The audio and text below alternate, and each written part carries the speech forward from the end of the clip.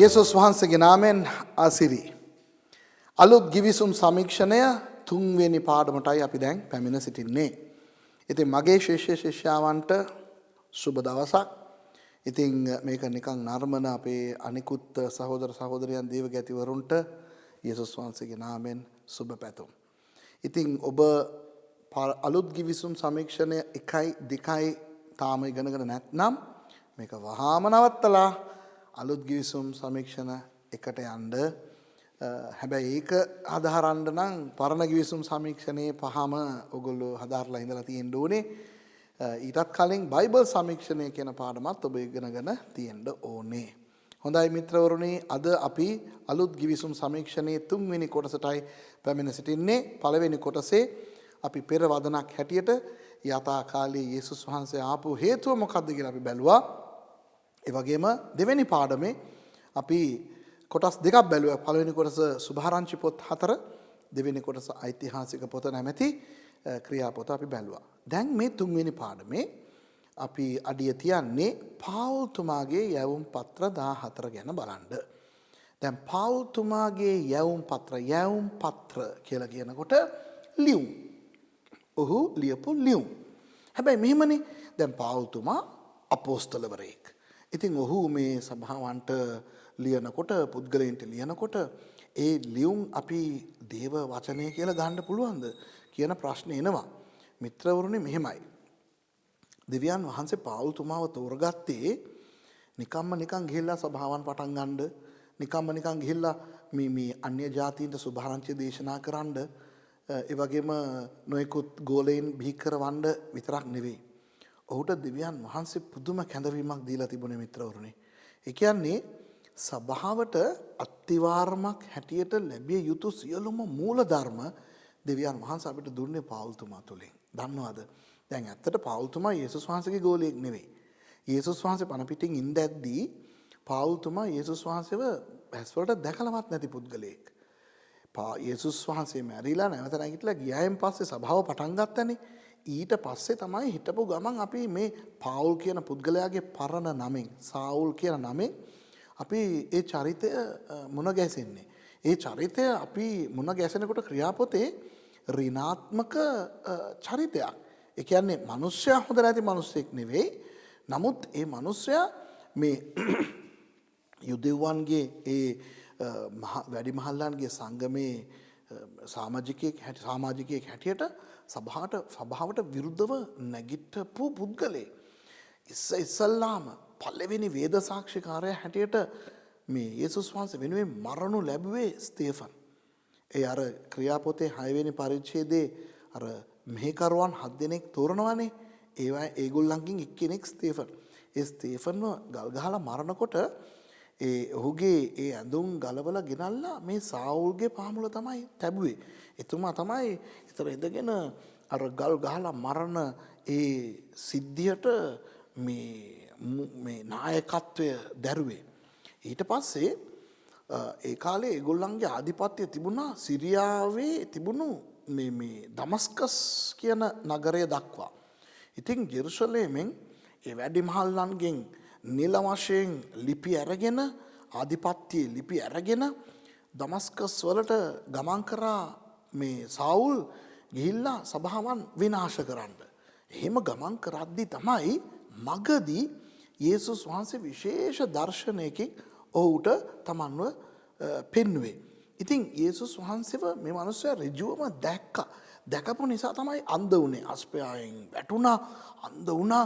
ඊට පස්සේ යේසුස් වහන්සේ කතා කරලා ඇහුවා, මේ උඹ මේ කාට විරුද්ධවද මේ වැඩ කරන්නේ? කටු ගහට පයින් ගහන එක හරි අමාරුයි කියලා. එතකොට මේ මිනිස්සයා අහනවා, කවුද ඔබ වහන්සේ? ඔබ පීඩා කරන යේසුස් වහන්සේ මමයි කියලා යේසුස් වහන්සේ කිව්වේ. එකෙන් මේ මිනිස්සයාට පැහැදුනා, අඩි මම මේ ඇත්තට සභාවක් මං පීඩා කරනවා, නමුත් ඇත්තට මේ යේසුස් කියන පුද්ගලයාවයි මම මේ පීඩා කරන්න කියලා ඒ මිනිස්සයාගේ ඇදහිල්ල එහෙම් පිටින්ම වෙනස් වුණා. පුදුමාකාර ගැලවීමක් මිත්‍රවරුනි. මම නම් හිතන්නේ ඉවැනි ස්පර්ශයක් ඒ මිනිස්සයාට නොලැබුණා නම් ඒ මිනිස්සයා ගැලවීමට එන්නෙම නැහැ. දැන් මොකද ඒ වගේ දර්ශනයක් යේසුස් වහන්සේ දුන්නේ. ඒකට හේතුව ඒ පාවුල්ගේ ඒ පාවුල්නේ යාගේ නම කලින්නේ සාවුල්. ඉතින් අපි පාවුල් කියලාම කතා කරමු. එයාගේ මේ පසුබිම. දැන් පාවුල්තුමාගේ යවුම් පත්‍ර 14 අපි බලනවා නම් පාවුල්තුමා ගැන දැනගෙන ඉන්න ඉපෑ. දැන් බයිබලයේම තියෙනවා පාවුල්තුමා තර්ෂීස් කියන තැනලු ඉපදුනේ. තර්ෂීස් දෙකක් තිබුණා. එකක් ස්පානියාවේ තිබුණා තර්ෂීස් කියලා. මතකද මේ යෝනා පරණ කිවිසුමේ යෝපා වලට ගිහින් තර්ෂීස් වලට යන්න නැව් නැග්ගා. ඒක එකක්. තව තර්ෂීස් කියලා එකක් තිබුණා මේ මධ්‍ය ධර්ම මුහුදේ මේ උතුරු කෙළවරේ සිරියාවේ ඒ රටේ එක තැනක්. එහෙ ඉපදුනේ. ඉතින් මේ මිනිස්යාගේ දෙමව්පියෝ දෙන්නම තද යුදෙව්වෝ. ඉතින් ඒගොල්ලන්ගේ පෙළපත, ඒ කියන්නේ ඒගොල්ලන්ගේ පරම්පරාව හැදුනේ ඇත්තට මිසර දේශයේ. යෙරේමියා මතකද මම කිව්වා පරණ කිවිසුම් සමීක්ෂණයේදී යෙරේමියාව අර ක්‍රිස්තු පූර්ව 586 නෙබුකද්නේසර් ඇවිත් ඒ යුදා රාජ්‍ය විනාශ කරද්දී යෙරේමියාව විතරක් ඉතුරු කරලා ගියා. පස්සේ අර යෙරේමියා එක්ක හිටපු මිනිස්සු ඉස්මායිල් කියන එකෙක් අර බාබිලෝන ආණ්ඩුකාරවරයාව මරපු නිසා යෙරේමියා ඒගොල්ලෝම එක් කරගෙන මිසර දේශයට ගියා කියලා. අන්න ඒ පරම්පරාවෙන් ඇලෙක්සැන්ඩ්‍රියාවේ සහ කයිරෝවේ ඒ ඊජිප්තුවේ ඔය තැන් දෙකම තියෙන්නේ මිසරේනේ ඊජිප්තුවේනේ. එහෙ යුදෙව්ව හිටියානේ. එහෙ ඇලෙක්සැන්ඩ්‍රියානු ඒ යුදෙව්වන්ගේ පරම්පරාවෙන් ආපු කෙනෙක් තමයි මේ පාවුල්තුමා.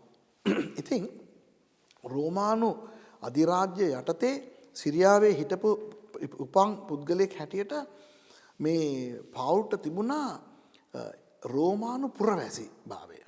කියන්නේ රෝමානු පුරවැසි භාවය ඒ කාලේ ගන්නවා කියන්නේ හරි අමාරුයි. සෑහෙන ලොකු මුදලක් ගෙවන්න ඕනේ. ඒ කියන්නේ රෝමානු අධිරාජ්‍ය තමයි හැම රටක්ම පාලනය කරේ. නමුත් ඒ රෝමානුවරු පාලනය කරන ඒ රටවැසියන්ට පුරවැසි භාවය ලේසියෙන් දෙන්නේ නැහැ. දෙන්නේ ඒගොල්ලෝ සෑහෙන සුදුසුකම් මින් යුක්තව ඉගෙනගෙන ඉන්න ඕනේ. දැන් රෝමානු පුරවැසියෙක් වෙන්න තියෙන සාමාන්‍ය සුදුසුකම් දෙකක් තුනක් මම කියන්නද? එකක් රෝමානු ප්‍රාන්තය තුළ ඉපදිලා ඉන්න ඕනේ. හොඳේ. ඒ කියන්නේ හොඳ උසස් ධනවත් පවුලක ඉපදිලා ඉන්න ඕනේ. නිකන් ඔය කුලී ගෙවල් වල ඉන්න මිනිසුන්ට දෙන්නේ නැහැ. සින්නක්කර ඉඩම් කඩම් තියෙන සමාජයේ ඉහළ මට්ටමේ ඉන්න පවුලක ඉපදෙන්න ඕනේ. ඉතින් ඒ නිසා එතනින් අපි දන්නවා පාවුල්තුමාගේ පවුල එසේ මෙසේ පවුලක් නෙවෙයි ලොකු අපේ සරල සිංහලෙන් කියනවා නම් හයිපයි පවුලක් කියලා. දෙවෙනුව ඒ පුද්ගලයා හොඳ අධ්‍යාපනයක් ලැබලා තියෙන්න ඕනේ ලතීන් භාෂාවෙන්. මොකද ලතීන්නේ මේ රෝමානුවන්ගේ භාෂාව. හරිද? රෝමානු පුරවැසිභාවය ගන්න ලතීන් භාෂාව ඉගෙනගෙන තියෙන්න ඕනේ. අධ්‍යාපනය ලබන්නේ ග්‍රීක් වලින්නේ. මොකද මං කිව්වනේ එවකට ග්‍රීක් ජාත්‍යන්තර භාෂාව කියලා. ඉතින් අද කාලේ අර ඉංග්‍රීසි දැනුම තියෙනවා නම් ඒ අයව පොඩ්ඩක් එහෙල තබල බලනවානේ. ඒ වගේ ග්‍රීක් නිකම්ම අධ්‍යාපනය ඔක්කොම ග්‍රීක්. කියන්නේ ඒ කාලේ මිත්‍රවරුනේ වෛද්‍ය පාසලකට ගිහිල්ලා ඉගෙන ගත්තත් මේ මොකද්ද මේ ලෝ නීති අංශය ගිහිල්ලා ඉගෙන ගත්තත් එන්ජිනේරු ධූරය ඉගෙන ගත්තත් ඒ ඔක්කොම උගන්වන්නේ ග්‍රීක් වලින්. හරිද? ඔය අද එංගලන්තෙට ගිහිල්ලා ඔක්ස්ෆෝඩ් කේම්බ්‍රිජ් ඊට පස්සේ ඇමරිකාවේ හාවර්ඩ් ගිහිල්ලා ඉගෙන ගන්නකොට ඔක්කොම මේ ඉංග්‍රීසියෙන් ඉගෙන ගන්න එපා. ඒ වගේ ඒ කාලේ විශ්වවිද්‍යාල අධ්‍යාපනයක් හා සමාන අධ්‍යාපනයක් ගන්නවා නම් ග්‍රීක් තියෙන්න ඕනේ. ඊට අමතරව රෝමානු පුරවැසිභාවය ගන්න නම් ලතීනුත් දැනගෙන ඉන්න ඕනේ. ඉතින් රෝමානු පුරවැසියෙක් කියලා අපි පාවුල්ව දන්න නිසා අපි දන්නවා එතුමාට ග්‍රීක් සහ ලතීන් භාෂා දෙක හොඳටම දන්නවා කියලා. විතරක් නෙවෙයි අවස්ථාවක ඔහු කතා කරලා කියද්දී මේ ක්‍රියාපොතේ ඔහු කියනවා මම හෙබ්‍රෙව්වන්ගෙන් හෙබ්‍රෙව්වරයෙක් කියලා. I am a Hebrew of a Hebrew. ඒ කියන්නේ ශුද්ධ යුදෙව්ලේ. සමහරලාට යුදෙව්වෝ එහෙම මිශ්‍ර වුණ අවස්ථා තියෙනවානේ. දැන් බලන්න ඇත්තට අපි යේසුස් වහන්සේගේ පෙළපතම ගමුකෝ. මතකද අර බෝවස් කියන පුද්ගලයා අපි දන්නවනේ රූත්ව බැන්දේ. බෝවස්ගේ අම්මා රාහබ්නේ. රාහබ් ඊශ්‍රායල් කාන්තාවක්ම නෙවෙයි. පස්සේ එයා ජෙරිකෝවේ හිටපු එක්කෙනෙක්. මතකනේ මේ මේ මොකද සල්මෝන් කියන පුද්ගලයාව රාහබ් විවාහ වුණ නිසා යුදෙව්වියක් වුණා. එතකොට බෝවාස්ගේ අම්මා අර කෙලින්ම යුදෙව් නෙවෙයිනේ. ඒ වගේම බෝවාස් රූත්වනේ බැන්දේ. රුත් මොාබ්වරයක්නේ. ඉතින් ඒ දෙන්නගේ පුතා ඕබෙද් මේ ශුද්ධ යුදෙව් මවකගේ සහ ශුද්ධ යුදෙව් තාත්තෙකුගේ දරුවා නෙවෙයිනේ. ඒ වගේ සමහර තැන්වල ඔය වගේ ඒවා වෙලා තියෙනවානේ. දැන් පවුල් කියනවා එයාගේ පෙළපතේ එයා හෙබ්‍රෙව්වන්ගෙන් හෙබ්‍රෙව්වෙක් කියලා කියනකොට එයාගේ යුදෙව් ඒ පරම්පරාවට අන්‍ය ජාතින් ගෑවිලාවත් නැහැ කියන අදහස තමයි උතන දක්වන්නේ. එතකොට රෝමානු පුරවැසියෙක් හැටියට එතුමාට ග්‍රීක් දන්නවා, ලතින් දන්නවා, හෙබ්‍රෙව්වන්ගෙන් හෙබ්‍රෙව් හැටියට ශුද්ධ හෙබ්‍රෙව් දන්නවා. අනික යේසුස් වහන්සේගේ කාලේ සහ ඔය අලුත් ගිවිසුම් කාලේ යුදෙව්වන් පවා කතා කරේ ඇරමික් භාෂාව. පවුල්තුමා ඇරමික් භාෂාවෙන් තමයි ගොඩක් දේශනා කරේ. ඉතින් ඔහුට ඇරමික් භාෂාවක් දන්නවා. ඇලෙක්සැන්ඩ්‍රියාවේ හැදුන එක්කෙනෙක් හැටියට ඊජිප්තුවේ තිබුණු ඒ භාෂාවක් දන්නවා. නිකන් හිතන්න ඒ කාලේ ඊජිප්ත් භාෂාව, හෙබ්‍රෙව් භාෂාව, ඇරමික් භාෂාව, ග්‍රීක් භාෂාව, ලතින් භාෂාව කියන අවම භාෂා පහ හොඳටම දැනගෙන හිටපු උගතෙක් තමයි මේ පාවුල් කියන හාදයා. නිකන් එසේ මෙසේ බඩුවක් නෙවෙයි. එතුමා ඊළඟට කියනවා මං ගමාලියල්ගේ ගෝලයෙක් කියලා. ගමාලියල් කියන්නේ ඒ කාලේ හිටපු මේ පුතුම මේ බුද්ධිමතෙක්. ඉතින් ඒ ගමාලියල් කියන ඒ තනි පුද්ගලයා ළඟ ඉගෙන ගන්න හැම කෙනාටම ප්‍රස්තාව ලැබෙන්නේ නැහැ. හරි අමාරුයි. එයා එක්කෙනෙක්ව අරගෙන එයාට උගන්වලා එයාව හොඳ උගතෙක් කරලා තමයි ඊළඟ තව එක්කෙනෙක්ව ගන්න. ඉතින් පාවුල්තුමා ගමාලියල් ගාව ඉගෙන ගත්තා කියනකොට ආයේ නිකන් අර අද කාලේ ඔක්ස්ෆෝඩ් ඩිග්‍රී එකක් PhD එකක් අරගෙන ආවා වගේ. එතකොට මිත්‍රෝනේ අපිට කියන්න පුළුවන් අලුත් ගිවිසුමේ උගත්ම පුද්ගලයා. හරිද? ඒ විතරක් නෙවෙයි ධනවත් පුද්ගලයා. මොකද තර්ෂීස් වල ඉපදුනේ ඇලෙක්සැන්ඩ්‍රියානු පරම්පරාව. එයා සැන්හෙඩ්‍රියන් කවුන්සිල් කියන ඒ ලොකු වැඩිමහල්ලන්ගේ සංගමේ හිටියා. ඉතින් එතුමා මේ හොඳ ධනවතෙක් නිසා තමයි රෝමානු අධිරාජ්‍යයට ගෙවන්න ඕන මුදල ගෙවලා පුරවැසි භාවය එහෙම අරගෙන හිටියේ. ඉතින් නිකන් එසේ මෙසේ මිනිස්සෙක් නම් නෙවෙයි. ඉතින් අපිට ඔහුගේ හැඩරුව ගැන අපිට ලාවට බලන්න පුළුවන්. පොඩ්ඩක් කොට මිනිස්සේ ශරීරයේ සමහර දුර්වලතාවයන් තියෙන්නේ නැති. හැබැයි එතුමා එක අවස්ථාවක කියනවා මට සාතන්ගේ දූතයෙක් ඉන්නවා මගේ මාංශයේ කටුවක් තියෙනවා කියලා. ඉතින් බයිබල් විශාරදවරු තර්ක කරගෙන ඉන්න ඔය මාංශයේ කටුව මොකක්ද කියලා බොහෝ අය මගෙන් අහනවා පාස්ටර් පාවුල්තුමාගේ කටුව මොකක්ද කියලා. මම දන්නේ නැහැ. බයිබලෙනුත් ඒක හොයාගන්න බෑ. එක එක අදහස් කියනවා. ඉතින් ඒවා අපි විශ්වාස කරන්න බෑනේ. කෙසේ නමුත් ඒක ඔහුගේ ශාරීරයේ තිබුණු දුර්වලතාවයක් වෙන්න ඇති. මොකද මාංශයේ කටුවක් කියලා කියන්නේ 3 සැරයක් යේසුස් වහන්සේට කිව්වලු ස්වාමීනි මේක මගෙන් අයින් කරන්න. මොකද මේක මාව කොටන මට දෂ්ට කරන සාතන්ගේ දූතෙක් වගේ තියෙන්නේ කියලා. ඉතින් යේසුස් වහන්සේ කියනවා මේ උඹට මගේ අනුග්‍රහය ඇති. උඹේ දුර්වලතාවකමේ මගේ බලය පෙනෙයි කියලා. ඉතින් යේසුස් වහන්සේ ඒක මොනවට කිව්වද මන්දා?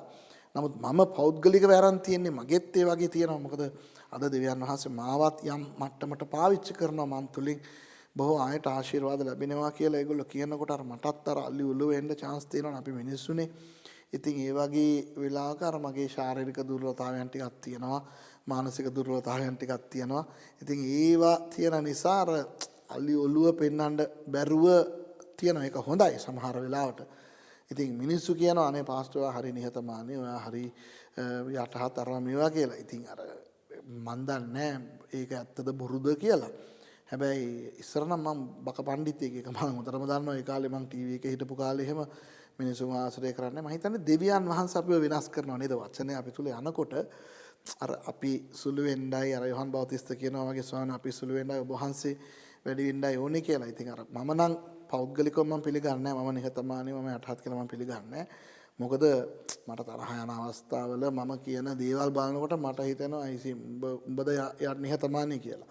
සමහරලාට සමහරු මගෙත් එක්ක තර්ක කරනකොට සමහරලාට මම කියන මේ මගෙත් එක්ක වගේ යන්න දෙන්න එපා කියලා කියන අවස්ථා මට තියෙනවා. සෑහෙන දුර්වල පුද්ගලෙක් මම මේ ටීවී එකේ මාව බලලා YouTube එකේ බලලා ඕගොල්ලෝ ස්ක්‍රීන් එකේ දකින චරිතය නෙවෙයි මගේ නියම චරිතය. මගේ නියම චරිතය දැනගන්න ඕන නම් මගෙත් එක්ක ජීවත් වෙන මිනිස්සුන්ගෙන් අහන්න ඕනේ.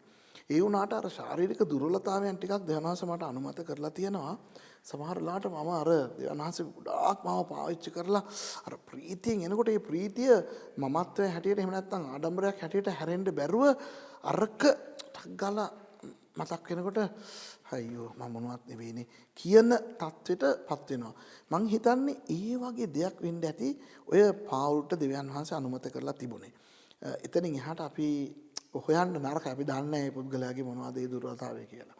දැන් තවත් ප්‍රශ්නයක් තමයි පාවුල් ගැන අපි කතා කරනකොට ඔහු විවාහක පුද්ගලයෙක්ද අවිවාහක පුද්ගලයෙක්ද කියන තර්කය. දැන් 1 කොරින්ති 7 වෙනි පරිච්ඡේදයේ විවාහය පිළිබඳව කොරින්තිවරුන්ට කතා කරනකොට පෞල්තුමා කියනවා නොබැඳ ඉන්න අය කසාද බඳින්න නැතුව ඉන්න අය මං වගේ ඉන්න කියලා. අදහස් කරන්නේ නොබැඳ ඉන්න කියලා. ඒතොර එතනින් අපිට තේරෙනවා මේ මනුස්සයා බැඳපු නැති පුද්ගලයෙක් වගේ කතා කරනවා කියලා. හැබැයි ඒකම අපි 1 කොරින්ති 9ට ගියාම එතෙන්දි පොඩි ප්‍රශ්නයක් අපිට එනවා. මේ පෞල්තුමා ඒගොල්ලන්ට කියනවා අයිසේ මේ මටයි බාර්නබස්ටයි අපේ භාර්යාවන් එක්ක කරගෙන යන්න බැරිද?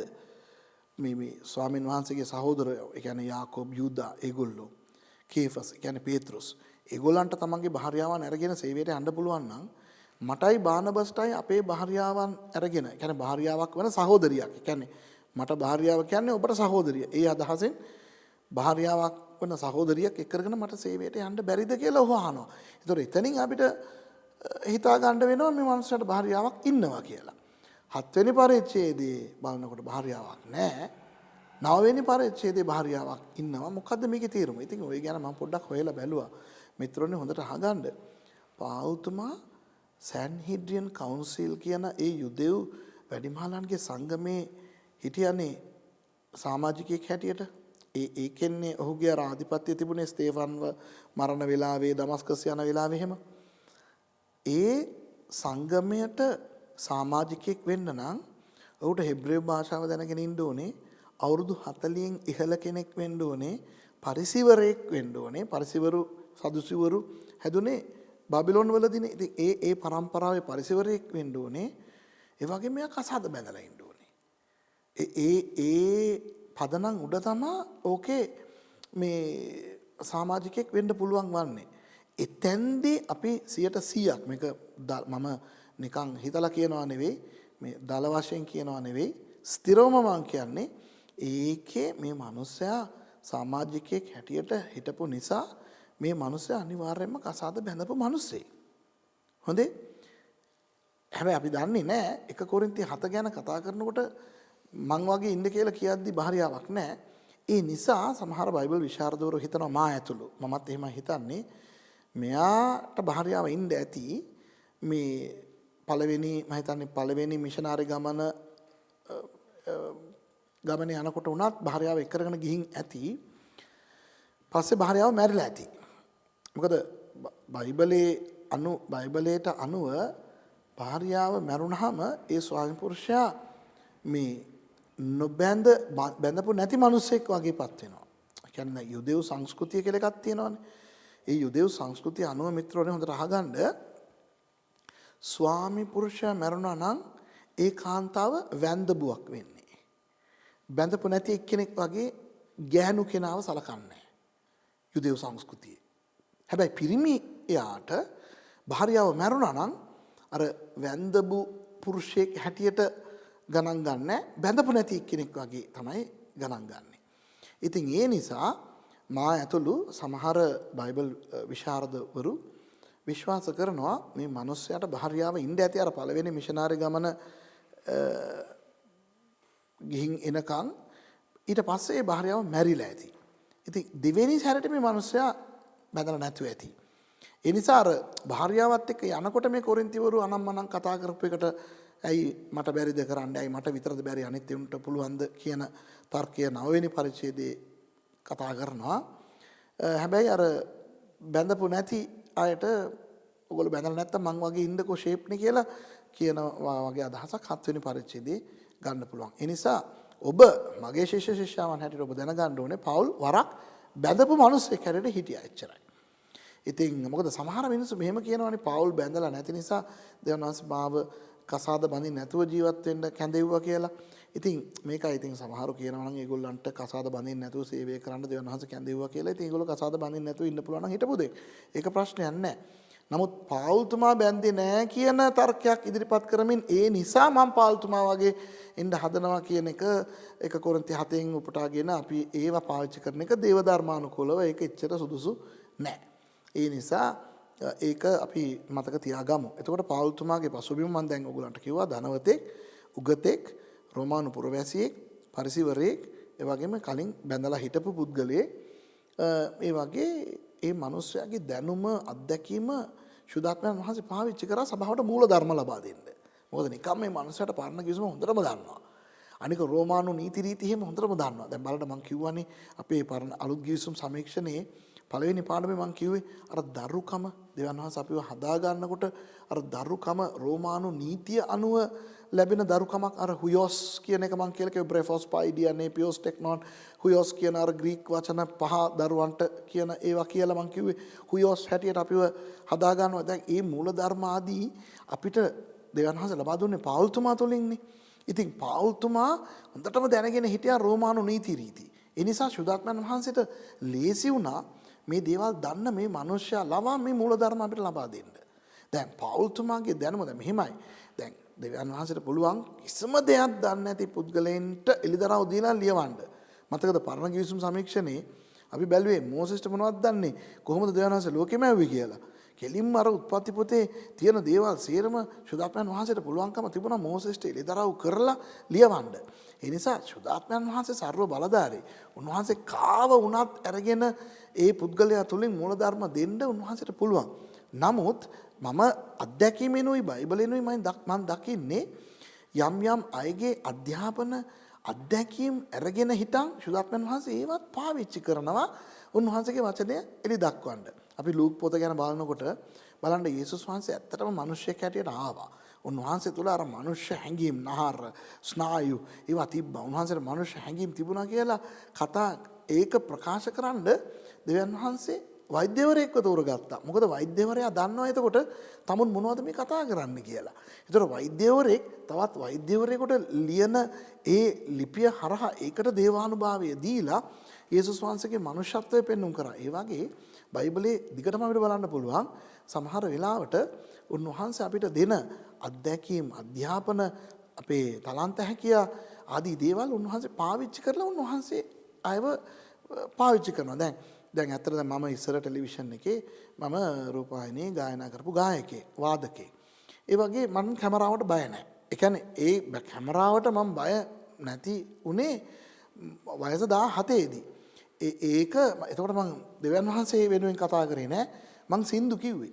එතකොට කැමරාව ටීවී ස්ටේෂන් එකට ගිහිල්ලා කැමරා ඉස්සරහා හිටගෙන කතා කරන්න නැත්තම් සින්දු කියන්න නැත්තම් එක එක වැඩසටහන වලට සහභාගී වෙන්න මට ලැබිච්ච ඒ හුරු පුරුදුව අද දෙවියන් වහන්සේ පාවිච්චි කරනවා. මම දෙවියන් වහන්සේ මේ වගේ කැමරාවක මම කතා කරනකොට අර අත්දැකීම් දෙවියන් වහන්සේ පාවිච්චි කරනවා. කියන්නේ එහෙම ගියා නම් තමයි දෙවියන් වහන්සේට පාවිච්චි කරන්න පුළුවන් කියන එක නෙවෙයි මං කියන්නේ.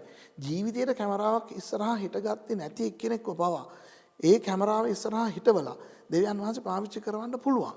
හැබැයි මම කියන්නේ සමහර වෙලාවට අපේ පසුබිම, අපේ අත්දැකීම, අපේ අධ්‍යාපනය, අපේ පෞරුෂත්වය ආදී දේවල් දෙවියන් වහන්සේ උන්වහන්සේගේ රාජ්‍යයට උන්වහන්සේ පාවිච්චි කරනවා. සමහර වෙලාවට මම ගැලවීම ලැබලා මම 79 ගැලවීම ලැබලා 83 පසුබට වුණා. 83 පසුබට වෙලා මං ගිහිල්ලා කලා දෙකකට සම්බන්ධ වුණා. එකක් සටන් කලාව ඊළඟ සංගීත කලාව. දැන් සංගීත කලාව හරි කමක් නැහැ කියමුකෝ. සටන් කලාව කියන්නේ එක භයානක දෙයක්. හරිද? මං කැලේ ගිහිල්ලා කුන්ෆු ඉගෙනගෙන මෙනෙහි කරලා භාවනා කරලා මෙනෙහි කරලා නෙවෙයි භාවනා කරලා මං කුන්ෆු ඉගෙන ගත්තා. එතකොට කැලේ යන්න බය නැති වුණා. සත්තුන්ව දැකලා බය නැති වුණා.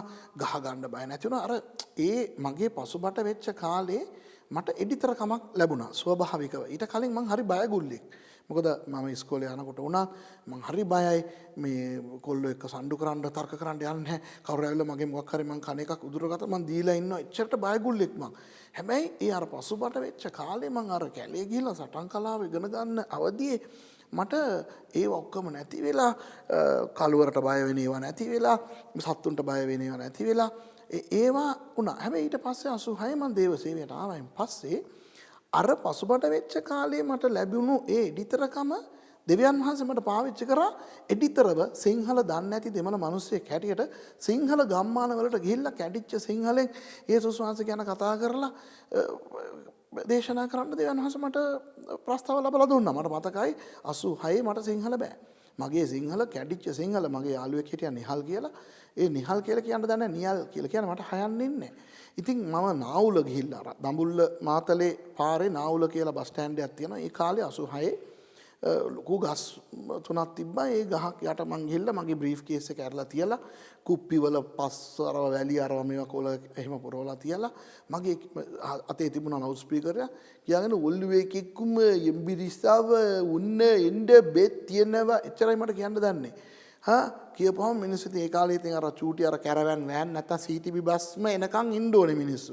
ඉතින් මේ වගේ එකක් කියලා බෙහෙත් වර්ග විකුණනවා කියලා මිනිස්සු රොක් වුණාම එයාට මම පත්‍රිකා ටික බෙදනවා. සමහරවිට මුන් මාව එලවන අඩෝ දෙමලා උඹ කියලා එලවනකොට මම අරවත් උස්සගෙන මං දුවනවා.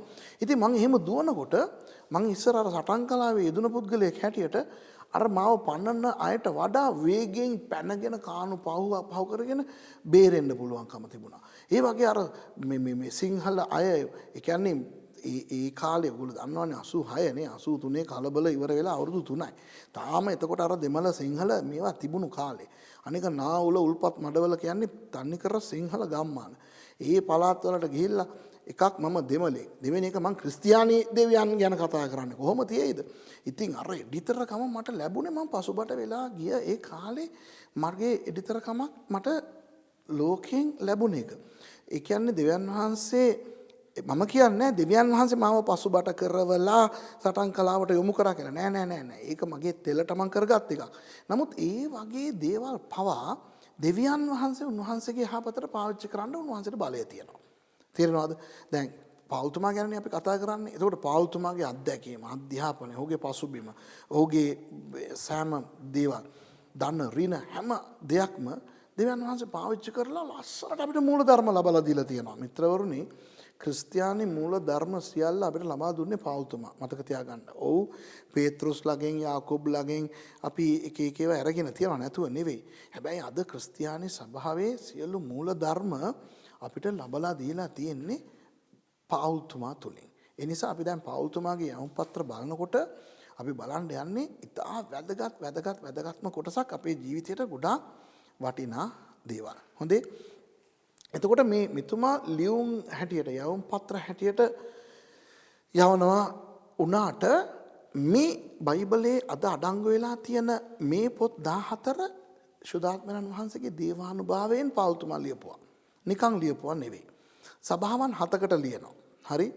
සභාවන් 7කට යවුම් පත්‍ර 9ක් ලියනවා. ඒකට හේතුව කොරින්ති වල තිබුණු සභාවටයි තෙසලෝනික වල තියෙන සභාවන් වටයි යවුම් පත්‍ර දෙක යවනවා. අනිත් ඒවාට එක එක. හරිද? එතකොට යවුම් පත්‍ර 9ක් පෞල්තුමා යවන්නේ සභාවන් 7කට. ඉතින් ඒ යවුම් පත්‍ර වලට අපි නම දීලා තියෙන්නේ ලබන්නගේ නම. රෝමේ තිබුණු සභාවට නම් ඒකට කියන්නේ අපි රෝම පුත. කොරින්තු වල තියෙන සභාව නම් ඒකට කියන්නේ අපි කොරින්තු පුත. ගලාති වල තිබෙන සභාව නම් ගලාති පුත. ඒ වගේ. ඊගාවට එතුමා පුද්ගලයන් 3 දෙනෙකුට ලියුම් යවනවා. හරිද? තිමොතියස් කියන පුද්ගලයෙකුට යවුම් පත්‍ර 2ක් යවනවා. තීතස් කියන පුද්ගලයෙකුට යවුම් පත්‍රයක් යවනවා. ඊගාවට පිලේමෝන් කියන පුද්ගලයෙකුට එක යවුම් පත්‍රයක් යවනවා. ඊට පස්සේ ඔහුගේ 14 වෙනි මේ යවුම් පත්‍රයේ හැටියට ක්‍රිස්තියානි යුදෙව්වන්ට විසිරී ගිය ක්‍රිස්තියානි යුදෙව්වන්ට හෙබ්‍රෙව්වරුන්ට කියලා එකක් ලියනවා. ඒක තමයි හෙබ්‍රෙව් පොත. හොඳයි, එහෙමනම් අපි මිත්‍රවරුනි දැන් ඔය එකින් එක අපි මේ පොත් 14 අපි සරලව බලන්න යනවා. ඉතින් නැවත මතක් කරලා දෙන්නම්. මේක අලුත් ගිවිසුම් සමීක්ෂණයේ 3 වෙනි කොටසයි. අපි අද බලන්න යන්නේ පෞල්තුමාගේ යවුම් පත්‍ර 14. එහෙනම් ඒ 14 අපි ඉස්සෙල්ලා කියලා ඉමුද පිළිවෙලට? රෝම පොත, 1 කොරින්ති, 2 කොරින්ති, ගලාති, එපීස, පිලිපි, කොලෝසි, 1 තෙසලෝනික, 2 තෙසලෝනික, 1 තිමෝති, 2 තිමෝති, තීතස්, පිලේමෝන් සහ හෙබ්‍රෙව්. දැන් ඔය එක එක බලමු. ඉතින් අපේ විද්‍යාලයේ මේ ඉගෙන ගන්න ශිෂ්‍ය ශිෂ්‍යාවන් බයිබල් පොත් ටික හරි විදිහට මේ විදිහට කියන්න පුළුවන් කම ඔයගලන්ට තියෙන්න ඕනේ. දැන් ඉතින් අපි පොත් 66ම අපි කොටස් වලට කඩලා පරණ ගිවිසුමේ කොටස් 5 අලුත් ගිවිසුමේ කොටස් 5 කියලා දීලා තියෙනවනේ. ඉතින් ඔයගලන්ට ලේසි වෙන්න ඕනේ මේවා කටපාඩම් කරලා මේවා තියාගන්න. හොඳයි. ඔන්න පළවෙනි පොත. රෝම පොත. රෝම පොත පරිච්ඡේද 16ක් තියෙනවා. ඕක අපි කොටස් දෙකට බෙදනවා. පළවෙනි පරිච්ඡේදය සිට 11 වෙනි පරිච්ඡේදය දක්වා වූ පරිච්ඡේද 11 තනි කර මූල ධර්ම 12 13 14 15 16 ඔය පහ ප්‍රායෝගික. හරි අපි ඉංග්‍රීසියෙන් කියනවා නම් ඔය සටහන් ලියන කට්ටිය ලියා ගන්න පළවෙනි පරිච්ඡේද 11 ඩොක්ට්‍රිනල් නැත්නම් ඩොක්ට්‍රයිනල් ඉගැන්වීම් මූල ධර්ම 12 සිට 16 දක්වා වූ පරිච්ඡේද 5 ප්‍රැක්ටිකල් ප්‍රායෝගික. හරිද? ඉතින් මොනවද මේ මූල ධර්ම කාටද වෙයි ලියන්නේ? රෝමේ තිබුණු සභාවට. රෝමේ කියන්නේ මොන වගේ නගරයක්ද පාවුල්ලගේ කාලේ? රෝමේ කියන්නේ නිකන් අගනුවරක් නෙවෙයි මුළු ලෝකෙටම අගනුවරක්. ඇයි? රෝමවරුන් මේ කාලේ මුළු ලෝකෙම පාලනය කරේ. ඉන්දියාව පවා රෝමානුවරුන්ගේ පාලනය යටතේ තිබුණේ. හරි? අද වර්තමාන එංගලන්තය කියලා කියන මහා බ්‍රිතාන්‍ය ප්‍රදේශ ඒවත් රෝමානු පාලනය යටතේ තිබුණේ. රෝමානුවරු ඒ කාලේ පාලනය කරපු නැති තැනක් නැහැ. ඉතින් ඔච්චර මුළු ලෝකෙම පාලනය කරපු රෝමවරුන්ගේ අගනුවර තමයි රෝමය. එහෙ සභාවක් තිබුණා. එතකොට මේ සභාව මොන වගේ සභාවක් වෙන්නේ නැද්ද? හිතලා බලන්න. ඉතින් හැම කෙනාටම රෝමේ ගිහිල්ලා ජීවත් වෙන්න බෑ. දැන් අපි ලංකාව ගත්තොත් ලංකාවේ අගනුවර කොළඹනේ. ඉතින් අර කොළඹ ජීවත් වෙන මිනිස්සුන්ට කියලා ඒ අයටම ආවේනික ජීවන රටාවක් කතාබහ කිරිල්ලක් තියෙනවා දැකලා තියෙනවද? ඒකට අපි නුවර ඉන්න අය කියන්නේ හයිපයිටෝ කියලා. හරිද? කොළඹ පාර්ට් දාන එක කොළඹ ඒගොල්ලෝ කොළඹ ජීවත් වෙනවා කියන්නේ ඒගොල්ලෝ නගර වල ජීවත් වෙන නගර වැසියන් ඒගොල්ලන්ගේ පඩි වැඩි ඒගොල්ලන්ගේ අත්දැකීම් වැඩි පිටරට මිනිස්සු ඇවිල්ලා යනවා ඒගොල්ලන්ගේ වරාය තියනවා ලොකු උස බිල්ඩින් ගොඩ නැගිලි තියනවා ලොකු පාරවල් තියනවා පාරවල් වල හන්දි වල ලයිට් තියනවා හරිද හොඳ මිල අධික යාන වාහන තියනවා ලොකු ගෙවල් තියනවා අර කොළඹ කියලා කියද්දී ඉතින් කොළඹ තියෙන්නේ ඒගොල්ලෝ නුවර හම්බන්තොට ওই පැත්තේ ඉන්න මිනිස්සු දිහා බලනකොට නිකන් බලන ඕගොල්ලෝ නිකන් ඈත කට්ටිය කියලා. දැන් නුවර හම්බන්තොට රත්නපුර වගේ නගරබද ප්‍රදේශවල ජීවත් වෙන මිනිසුන්ට එච්චර ප්‍රශ්නයක් නැහැ. නමුත් ගම්වල ඉන්න මිනිස්සුන්ට නිකන් අර කොළඹ කිව්වහම මොකද අම්මෝ අර සැහැඬ භයානක තැනක්. ඉතින් කොළඹ ඉන්න මිනිස්සුන්ට ගමේ ඉන්න මිනිස්සු මල ගමේ වල කොණ්ඩේ බැලපු චීනෝ ඒ වගේනේ. ඉතින් චූටි ලංකාව තුළම මේ වගේ නම් හිතලා බලන්න මුළු ලෝකෙම පාලනය කරපු රෝමවරුන්ගේ අගනුවර හිටපු මිනිසුන්ට කොච්චර අලි ඔලුවක් තියෙන්නේ නැද්ද? හොඳේ. එහෙ හිටියා සභාවේ. දැන් මේ සභාව පටන් ගත්තේ කවුද දන්නවද? මතකද මං කිව්වා අර පෙන්තකොස්ත දවසේ පේතෘස්ගේ දේශනාවට 3000ක් විතර වගේ ප්‍රචාරයක් දක්වලා ගැලවීම ලැබුවා කියලා. ඒගොල්ලන්ගෙන් සමහරව ඇවිල්ලා හිටියේ රෝමෙන්. යුදෙව්වෝ තමයි. නමුත් රෝමෙත් ජීවත් වුණානේ යුදෙව්වෝ. එතන ගැලවීම ලැබපු සමහර අය තමයි ඉස්සෙල්ලාම රෝමෙට ගිහින් සුභාරංචිය දේශනා කරලා යුදෙව්වෝ තමයි ඉස්සෙල්ලාම එතන චූටි සභාවක් පටන් ගත්තේ. පස්සේ රෝමේ හිටපු අනිත් අයත් සභාවට ආවා. දැන් පාවුතුමා රෝම පොත ලියන කාලේ රෝම සභාව සෑහෙන දුරට වර්ධනය වෙලා තිබුණේ. නමුත් ඕක ඇතුලේ මේ ඇදහිලිවන්තෝ දෙකට කැඩිලා හිටියේ. ඒ කොහොමද කියනවා නම් යුදෙව්වන්ට තිබුණ පුදුම ආඩම්බරය. මෙන්න මෙහෙම. කොච්චර වුණත් බයිබලේ අපේනේ. කොච්චර වුණත් යේසුස් වහන්සේ අපේනේ. යුදෙව්වෙක්නේ. ඉතින් අපිටනේ සුභාරංචිය තියෙන්නේ. අපි නිසානේ මුන්ට මේ ගැලවීම ලැබිලා මුන් දැන් සභාවේ ඉන්නේ. අපිනේ මෙතනට සභාව ගෙනාවේ. අර අපේ කියන ඒ අදහස ඒ යුදෙව්වන්ට තිබුණා. ඉතින් යුදෙව්ව හිතන් හිටියා අන්‍ය ජාතීන්ට වඩා ඒගොල්ලෝ ඒ නිසා උසස් කියලා. දැන් අන්‍ය ජාතීන්ට තිබුණු මානසිකත්වය මොනවද දන්නවද රෝමේ? උඹලගේ උනාට උඹලව කපලා ඉවරයි. උඹලා වැඩක් නෑ දැන්. දැන් සුභාරංචි අපේ. දැන් අපි අන්‍ය ජාතීන් තමා දැන් උඹලා නිකන් කටහන් හිටහල්ලා උඹලා අයිනට වෙලා හිටහල්ලා කියලා උඹලා ඉවරයි. උඹලගේ වටිනාකමක් දැන් නැහැ. උඹලා යේසුස් වහන්සේව උඹලා වෙනුවෙන් ආවට උඹලා යේසුස් වහන්සේව ප්‍රතික්ෂේප කරලා ක්‍රූසිප්පත් කරානේ. දැන් අපිට තමයි chance එක කියලා මේගොල්ලෝ හිටියා. ඉතින් ඔය සභාව දෙකට කැඩිලා තිබුණේ. ඇතුලේ ඔය ඇදහිලිවන්ත හිටියට මේ පැත්තේ අන්‍ය ජාතිකයන්, මේ පැත්තේ යුදෙව්වන්. මේගොල්ලන්ට අරගොල්ලන්ව පෙන්වන්න බෑ. අරගොල්ලන්ට මේගොල්ලන්ව පෙන්වන්න බෑ. මේ හේතු නිසා. ඉතින් පාවුල්තුමා මොනවද දන්නවද කරන්නේ? අර 15 වෙනි පරිච්ඡේද 11යි. සෑහෙන මූලධර්ම මේගොල්ලන්ට කියලා දෙනවා. මොකද මේගොල්ලන්ට මූලධර්මය ගියා කියන්නේ මුළු ලෝකෙටම ගියා වගේ. කියන්නේ මේගොල්ලෝ මෙතනට කොහොම හරි මුළු ලෝකෙම සම්බන්ධයිනේ. මේගොල්ලෝ මුළු ලෝකෙම පාලනය කරන නගරේනේ. ඒ නිසා ඒ සභාවට යම් දේශනාවක් පණිවිඩයක් දුන්නා නම් ඒවා අනිවාර්යයෙන්ම යනවා. කොහොම හරි හැම තැනටම යනවා. ඒ වගේ දැන් කොළඹ තියෙන බයිබල් සොසයිටියට බයිබල් සංගමයට පොත් ගිහිල්ලා දුන්නොත් ලංකාවේ ඕනම කෙනෙක් ගිහිල්ලා එහෙන් ගන්නවනේ. බයිබල් සංගමයේ කොළඹ තියෙන ලොකු දැන් ලංකාව තුලට ව්‍යාප්තව විකුණන්න ඕන බඩු භාණ්ඩ කොළඹට ගෙනාවා නම් කොළඹ හෝල්සේල් මාකට් එකට දුන්නා නම් ඒ මේ තොග වෙළඳ සැලෙන් කොළඹින් මුළු ලංකාවටම පැතිරෙනවා. ඒ වගේ මූල ධර්මය රෝම සභාවට දුන්නා නම් අනිවාර්යයෙන්ම මුළු ක්‍රිස්තියානි ලෝකෙටම ව්‍යාප්තව යනවා කියලා පෞල්තුමත් දන්නවා, ශුද්ධාත්මයන් වහන්සේත් දන්නවා. ඒ නිසා තමයි අර පළවෙනි පරිච්ඡේද 11 නියම අරුම පුදුම මූල ධර්ම දෙන්නේ. දැන් අපේ බයිබල් විදුහලේ රෝම පොත කියලා වෙනම පාඩමක් තියෙනවා. ඒක ඔබ අදහරන්න ඕනේ. එතකොට තමයි මේ පරිච්ඡේද 11 තියෙන මූල ධර්ම ලස්සනට ඔයගලන්ට උගන්වන්නේ. හරිද? අර මං කිව්වේ අර දරුකම අර මේ ඔක්කොම ඕක ඇතුලේ තියෙන්නේ. දැන් ඔතෙන්දී ඔය පරිච්ඡේද 11 තුල පෞල්තුමා මේ දේත් කරනවා. මොනවද දන්නවද?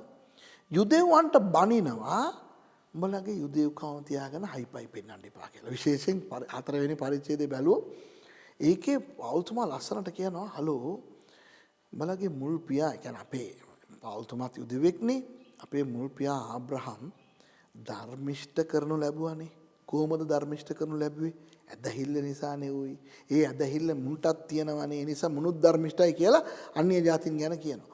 ඉතින් මේ 4 වෙනි පරිච්ඡේදය ලස්සනට පෙන්නනවා මේ ආබ්‍රහම් ධර්මිෂ්ඨ වුණේ චර්මච්ඡේදනයේ නිසාද? නෑනේ. ආබ්‍රහම් ධර්මිෂ්ඨ වුණේ ව්‍යවස්ථාව නිසාද? මොකද ව්‍යවස්ථාවේ ආවේ මෝසෙස්ට පස්සේනේ. ආබ්‍රහම්ගේ කාලේ තිබුණේ නෑනේ. ඊට පස්සේ කියනවා ආබ්‍රහම්ගේ ක්‍රියා නිසාද ඔහු ධර්මිෂ්ඨ වුණේ. ඒ දේවල් තුන කතා කරනවා.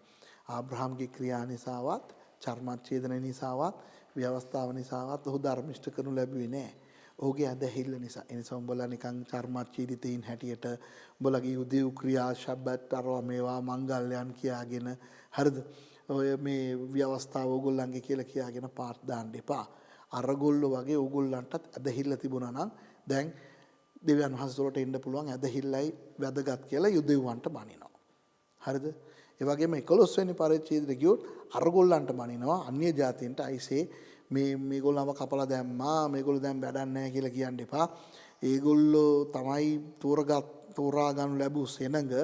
ඒගොල්ලන්ගේ අකීකරුණ කම නිසා ඒ අතු ටික කපලා දැම්මා. ඒගොල්ලෝ තමයි නියම ඔලිව ගස, උඹලා වල් ඔලිව ගස්, උඹලව අරහෙන් කපලා ගෙනල්ලා මෙතන බද්ධ කරලා තියෙන්නේ. ඒ නිසා මේගොල්ලෝ ගැන කළගුණ සලකපන් කියලා අන්‍ය ජාතීන්ට බනිනවා. දෙපැත්තටම බනිනවා. හරි. ඒ වගේ ලස්සන මූලධර්ම, ඒ වගේ මේ අවවාද අනුශාසනා රාශියක් ශුද්ධාත්මයන් වහන්සේ පෞල්තුමා තුලින් පළවෙනි පරිච්ඡේද 11 තුල ලබා දෙනවා.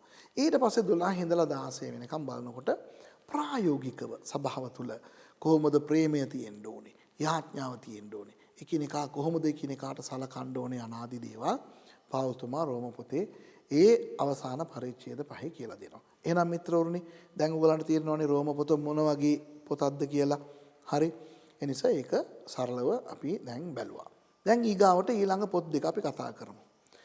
ඒ පොත් දෙක 1 සහ 2 කොරින්ති. දැන් 1 2 කොරින්ති ඔය පොත් දෙක ශුද්ධාත්මයන් වහන්සේගේ දේවානුභාවයෙන් පවුල් ලියපුවා. නමුත් ඊට අමතරව තව ලියුම් දෙකක් පෞල්තුමා කොරින්ති වලට යවලා තියෙනවා.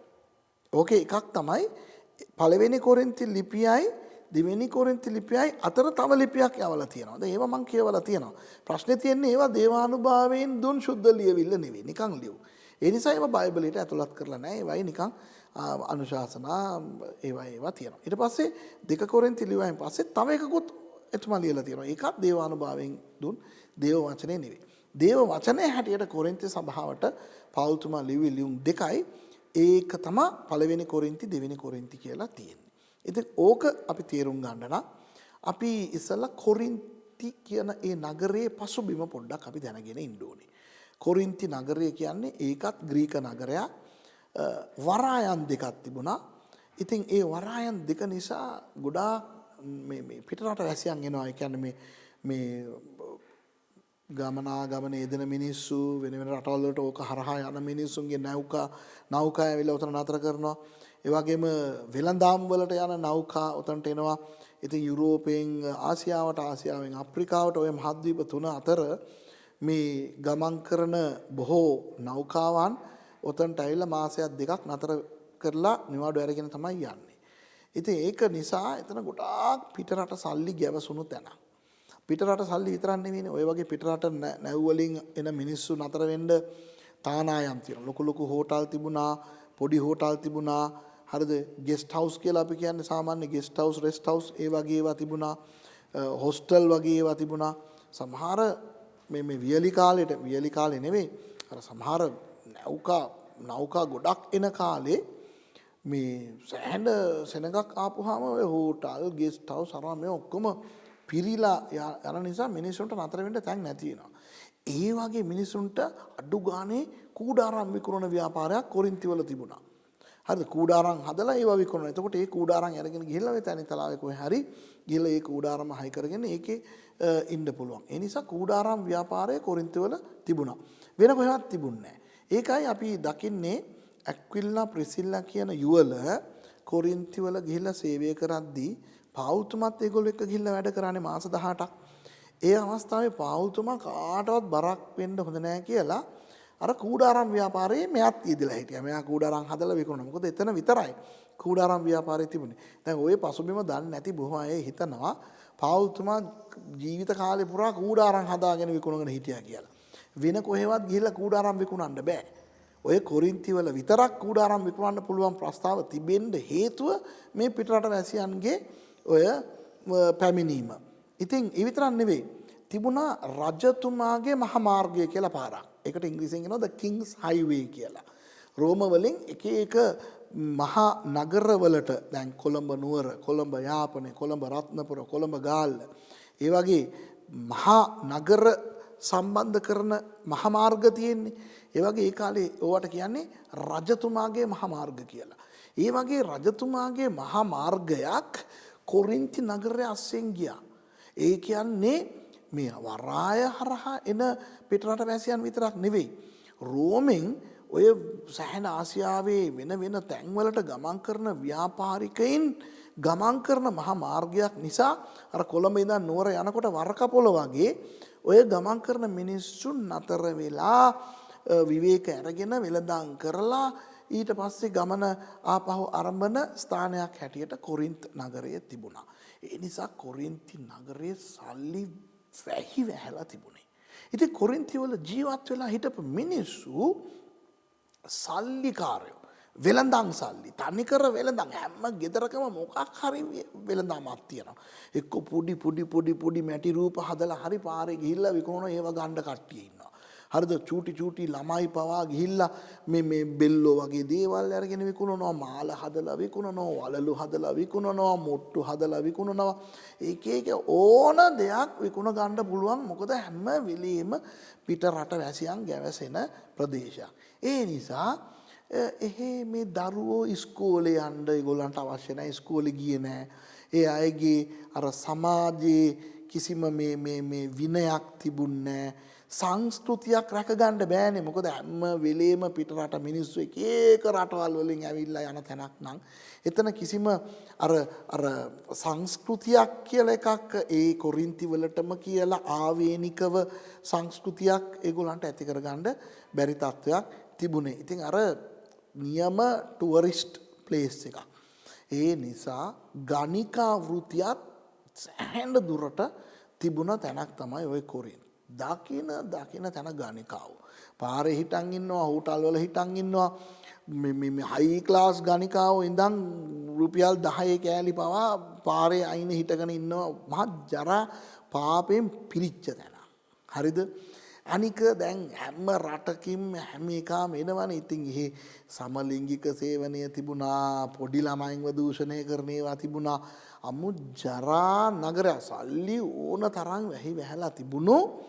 හැබැයි ජරාවල් වලින් පිරිච්ච නගරයක් තමයි කොරින්ත් නගරය. කොරින්ත් කියන ඒ නගරයට හරියට කිලෝමීටර් 8ක් දකුණේ 70ක්ම 5ක් දකුණේ හරිද? තිබුණා ඇක්‍රෝ කොරින්ත් කියලා පොඩි උස් තැනක්. ඒ කන්දක් තිබුණා. ඒ කන්දේ තිබුණා බාබිලෝන් දේවතාවකගේ මේ දේවාලයක්. ඇෆ්‍රොඩිටස් කියන දේවතාවගේ මේ දේවාලයක්. ඉතින් ඒ අයගේ විශ්වාසය මොනවද දන්නවද? ඒ දේවතාව තමයි මේගොල්ලන්ට මේ සඵලත්වය දීලා තියෙන්නේ. ඒකයි මෙහි සල්ලි කන්දරාවක් තියෙන්නේ මේ කොරින්ත් වල කියලා. ඉතින් ඒ දේවතාව පිනවන්න ඒ දේවතාවගේ ඒ දේවාලේ ගණිකාවෝ 1000ක් මේ ඉන්නවා. එතකොට කොරින්ත් වල ගණිකාවෝ ඉන්නවා මදුවට මේ ඇෆ්‍රොඩිටස් දේවාලෙටත් ඇවිල්ලා මිනිස්සු මේ වගේ ගණිකා වෘත්තිය යෙදෙනවා. මොකද 1000ක් ඉන්නවා එහි. ඉතින් එච්චරට මේ කියන්නේ ජරාම තැන. ඉතින් ඒ ගණිකාව සමහරලාට ඔය පිටරට වලින් එන නැව් වලින් එන ඔය එවුන් එක සමහරලාට යනවා යන්න. උන් ඇවිල්ලා බලනවා ලස්සන කෙල්ලෙක් එහෙම හිටියා නම් වරෙන් කොයන් මාස දෙකක් අපි ටුවර් එක ගිහිල්ලා ආයෙ එනින් ගමන් දාලා යන්නම් කියලා මුන්ව එක්කන් යනවා. ඉතින් හැමදාම ඔය ඇෆ්‍රොඩිටස් දේවාලේ ගණිකාව අතුරුදහන් වෙනවා. ඉතින් එහෙම වුණාම ඒගොල්ලන්ගේ විශ්වාසය හරියට 1000ක් ඉන්න ඕනෙලු. ඒක අඩු වුණා නම් ඒ ඇෆ්‍රොඩිටස් දේවතාවට ආස නැල්ලු. ඒ නිසා කොරින්ත් වලට ආශිර්වාද ලැබෙන්නේ නැල්ලු. ඒ නිසා හිටියා මාමා මේ ඇන්ජලොස් කියන්නේ උන්. ඒ කියන්නේ මේ අපි පිම්පියෝ කියලා කියන්නේ. අර ඒ වගේ උන් හිටියා. ඉතින් උන්ට වැඩේ මෙහි අද කී දෙනෙක් අඩු වුණාද ඒකට හරියන්න ගිහිල්ලා මේ ඒ ගෑනු එක්ක කරගෙන ඇවිල්ලා මේ දේවාලෙට රැස් කරලා දෙන්න ඕනේ. ඉතින් මුන්ගේ වැඩේ කොරින්ත් වලට ගිහිල්ලා ගෑනුන්ගේ අහන මේ එනවද? ඇෆ්‍රොඩිටස් දේවාලේ තියෙනවා chance එකක් එනවද කියලා අහනවා. දැන් ඉතින් කොච්චර වුණත් සමහර ගරුතර මිනිස්සුත් එහි ජීවත් වෙන්න ඇතිනේ. ඉතින් කොහොම තියෙද ඒගොල්ලන්ට දැන් මේ සාමාන්‍යයෙන් දැන් තාත්තා කෙනෙක් දූරයක යනකොට මේ වගේ එකෙක් කියලා ඒ දූරකින් අහනකොට අර යන්ද කියලා ඒක වස ලැජ්ජාවක්නේ. භාර්යාවත් එක්ක කවුරු යනකොට භාර්යාවගෙන් අහනකොට ඔක ලොකු ප්‍රශ්නයක් වෙනවානේ. ඒ නිසා ක්‍රිස්තියානි අදහෙල්ල කොරින්ත වලට එන්නත් කලින් ඉස්සරම ඔය කොරින්ත වල හිටපු ඔය ගරුතර මිනිස්සු රෝමානු අධිරාජ්‍යයට පැමිණිල්ලක් කරා මෙන්න මේ වගේ මේ අර පිම්පියෝ ඇවිල්ලා මේ අපිට වද දෙනවා මේ වගේ අර හොඳ ගරුතර ගෑනුන්ගෙන් පවා මේ වගේ ඒවා අහනවා. ඒ නිසා ඕකට මොකක් හරි කරන්න කියලා. ඒකට රෝමානු අධිරාජ්‍යයෙන් නියෝගයක් දැම්මා කොරින්ත් වල ඉන්න ගණිකා වෘත්තියේ නොයෙදෙන කාන්තාවන් පාරේ බහැලා යනකොට හිස වසාගෙන යන්න ඕනේ කියලා. රෙද්දක් අරගෙන ඒගොල්ලෝ හිස වසාගෙන යන්න ඕනේ. ඒකට හිස වසාගෙන ගියොත් එයා ගණිකාවක් නෙවෙයි. එතකොට අර පිම්පියෝ ඇවිල්ලා මේ වගේ ගෑනු කෙනෙකුට එනවද කියලා ඇහුවොත් එහෙම ඒක කේස්. ඉතින් ඒක තමයි අර කොරින්ති පොතේ 1 කොරින්ති 11 අර හිස වසා ගැනීම ගැන පෞල්තුමා කතා කරන්නේ. උඹලට හිස වසා ගන්න එක ලැජ්ජයි නම් කොණ්ඩේ කපලා දාපල්ලා කියලා. ඉතින් අර එතන එක තැනක තියෙනවානේ අර දූතයෝ නිසා හිස වසා ගනින් කියලා. අපේ මිනිස්සුන්ට දන්නේ නැහනේ. ඒගොල්ලෝ හිතනවා දේව දූතයෝ කියලා. දේව දූතයාට මොකෝ මේ ගෑනු ඔළුව වහගත්තත් නැත. ඒ දේව දූතයෝ නෙවෙයි උන් තමයි අර පිම්පියෝ. උන්ට ඇන්ජලොස් කියලා කියන්නේ. ඇන්ජලොස් කියන්නේ ග්‍රීක වචනේ ඒන්ජල් කියන එක. ඉතින් ඒක අර දේව දූතයෝ කියලා මේගොල්ලෝ හිතාගෙන ඉන්නවා.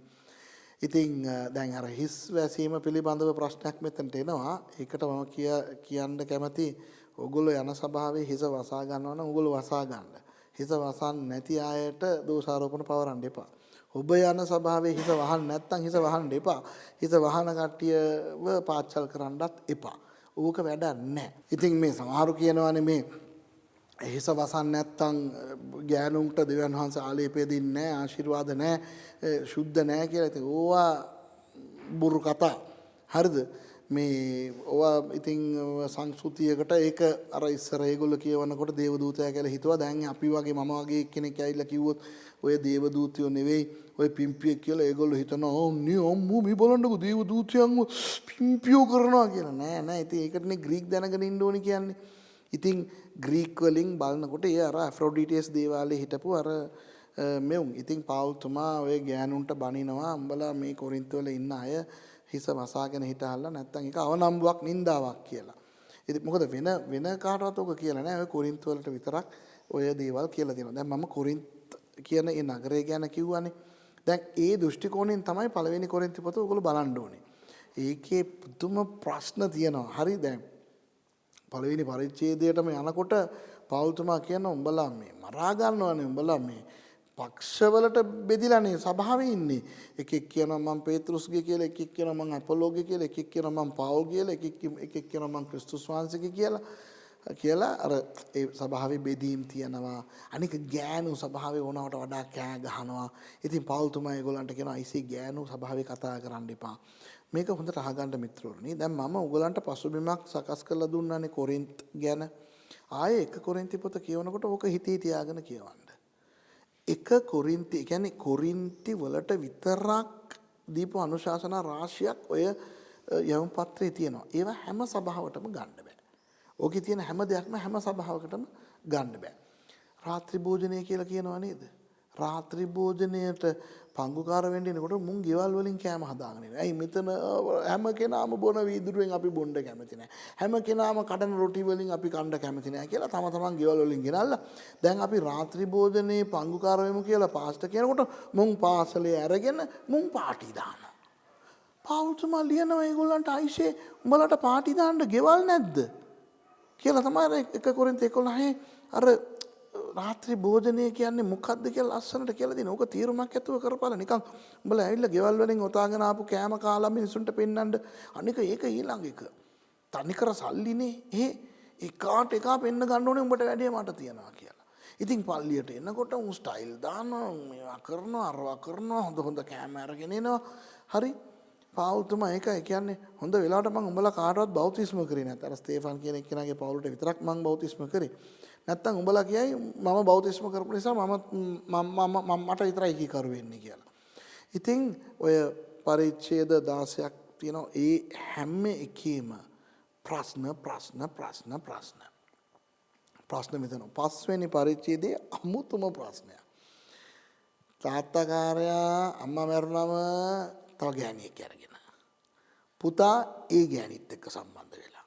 දැන් මුන් ඉන්නවා පල්ලියේ. පෞල්තුමා කියන අයිසේ මේක කැත ලැජ්ජාවක් නේද? එකෙක් තාත්තගේ ගෑණිය තියන් ඉනවා. ඕක පල්ලියෙන් එළියට දාපන් කියලා බනිනවා. හරි. ඒ වගේ පළවෙනි කොරින්ති පොතේ තියෙන්නම භයානක දේවල් 13 වෙනි පරිච්ඡේදයේ ඇත්තටම ප්‍රේමය කියන්නේ මොකක්ද කියලා දෙනවා පෞල්තුමා. හරිද? 14 වෙනි පරිච්ඡේදයට ගියොත් අන්‍ය භාෂාව කතා කරන්නේ කොහොමද? අනාගත වාක්‍ය කියන්නේ කොහොමද? ඇයි හැම එකටම පෙන්න ගන්න ඕනේ. මම ඔබට වැඩි අන්‍ය භාෂාව කතා කරනවා. අරහෙන් අරයා ලල් කියලා කියනකොට මේකේ මේක බක කියලා කෑ ගහනවා. මූ කෑ ගහනවා දැකන අනිත් එකා කෑ ගහනවා. හරිද? මුන්ට ඕනේ එකාට එකා පෙන්න ගන්න උඹට වැඩි මට ආලේපය දෙන. එහෙමත් තියෙනවනේ සමහර පෙන්තකොස්තයි. මමත් පෙන්තකොස්ත පාස්ටර් කෙනෙක් තමයි. අරයට වැඩිය මට අන්‍ය භාෂාව තියෙනවා, මෙයාට වැඩිය මං ආත්මිකයි කියලා පෙන්නන ඒවා තියෙනවානේ. අන්න ඒ වගේ ඒවා වැහි වැහැලා තිබ්බා ඔය කොරින්ති සභාවේ. ඉතින් ඕවා තමයි පෞල්තුමා කතා කරන්නේ මේ එක කොරින්ති පොතේ. හොඳේ, ඕක තමයි පළවෙනි කොරින්ති පොත. ඔය ලියුම කොරින්ති වලට ආවයන් පස්සේ මුන් කේස් එකක් දන්නේ. ඒ කොහොමද මෙයා මේ අපිට මේවා කියන්නේ මෙයා කවුද? මෙයා ඇවිල්ලා මාස 18ක් හිටියා අපිට කියනවා දැන් ගියා නම් ගියා විදියට ඉන්න ඕනේ. මෙයා මොකටද මේ අපිට ලියුම් ලියන්නේ? එයා ලොකු කයියෙක්ද කියලා මම පාත් දානවා. ඒකට ප්‍රතිචාරයක් වශයෙන් තමයි දෙවෙනි කොරින්ති ලියුම තියෙන්නේ. දෙවෙනි කොරින්ති පොතේ වැඩි හරියක් අපිට දකින්න පුළුවන් වන්නේ පාවුල්තුමා පෙන්නනවා ඔහුගේ අපෝස්තල ආධිපත්‍ය. අපෝස්තලවරයා හැටියට මට තියෙන ආධිපත්‍ය මේකයි. උඹලා නිකන් හිතන්න එපා. මම නිකන් එසේ මෙසේ මිනිස්සෙක් නෙවෙයි. දෙවියන් වහන්සේ මට දීලා තියෙන ආධිපත්‍ය මේකයි. මං එනවා. මං එනකොට කෝට්ටක් අරගෙන එන්නද නැත්නම් හොඳින් එන්නද කියලා අර ඒ වගේ තමන්ගේ සේවය ගැන කතා කරලා අපෝස්තල සේවය නිකන් සුළු කොට හිතන්න එපා කියලා උගන්වන පොත තමයි දෙවෙනි කොරින්ති පොත.